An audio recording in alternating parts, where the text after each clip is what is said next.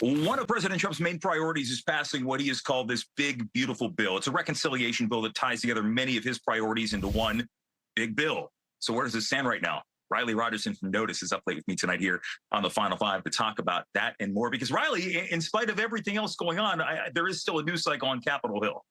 There is. There definitely is. Thanks for having me, Jim. It's been really interesting what's going on with this big, beautiful bill. Members of Congress are eager to make progress as quickly as possible on President Trump's priorities. But things up here right now are pretty stalled as House Republicans negotiate amongst themselves how to proceed. Okay, so it looks like the target was for a while, sometime by the end of this month.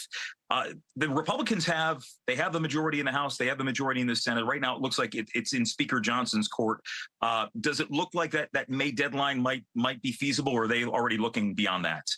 I think that looks pretty ambitious at this point. I've heard from several lawmakers that they think that July 4th might be more realistic. And even still, several Republicans are thinking even that is quite ambitious at this point.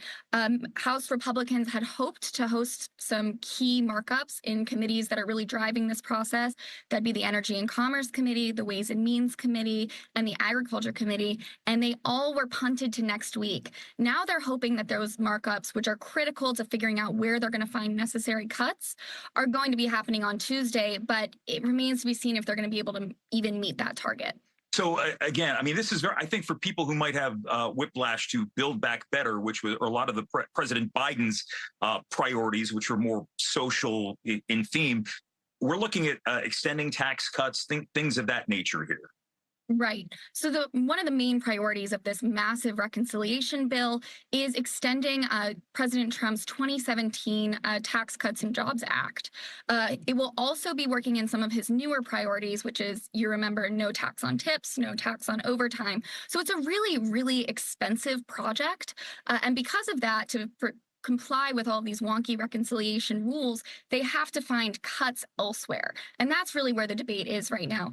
And the committees that have been charged with finding cuts are looking at programs like Medicaid, like SNAP, and they're trying to negotiate amongst themselves how deep you can cut into those programs. And there have been many Republicans who have said that they've gone on the record saying, look, we're not looking to cut Medicare or Medicaid or Social Security.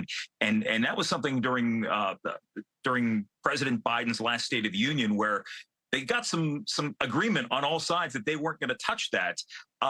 Is that a realistic promise based on what you've heard from people you've talked to on the Capitol Hill? Is that a reasonable promise to uphold here? This is really the crux of the debate, is what is going to happen with Medicaid.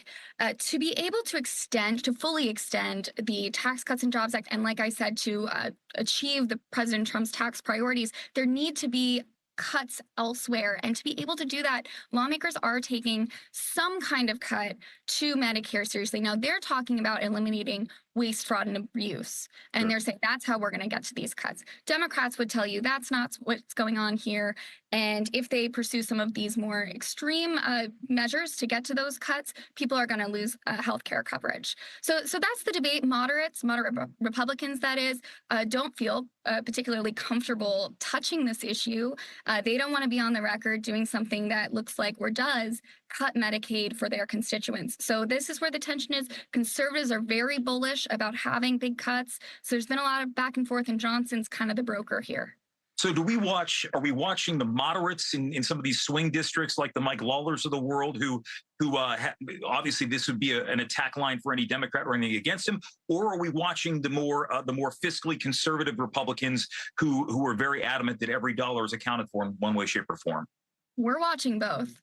Both sides of this issue have said, depending on what the issue is, you mentioned Mike Lawler. He's also really concerned about something called SALT, a whole other bag of worms. There's a lot going on here. And just so people know, SALT, it's the state and local tax deduction, which kind of went by the wayside last time around. And for high tax states like New York, that was very important. Right. So there's a lot of issues going on here. People like Mike Lawler, these moderate Republicans, have said these are hardline issues. And if they don't get resolved to their satisfaction, they're not going to deliver the votes to Speaker Mike Johnson. Conservatives, on the other hand, are saying the exact same thing. If these cuts don't go deeper than what Mike Lawler is comfortable with, they're withholding their votes. The margin is incredibly slim. Mike Johnson, assuming full attendance, can only lose 3 people. within his conference. So it's really, really a balancing act, and Republicans are struggling to meet their deadlines to get it all done. Well, we know last time around for President Biden, it was the likes of Kyrsten Sinema and Joe Manchin who were who delivered the death knell for his reconciliation bill. They're no longer in the Senate; they're also in the minority now. Hey, Riley, good to see you again. We appreciate you. Yeah, thanks for having me. And we're back after this on the Final Five.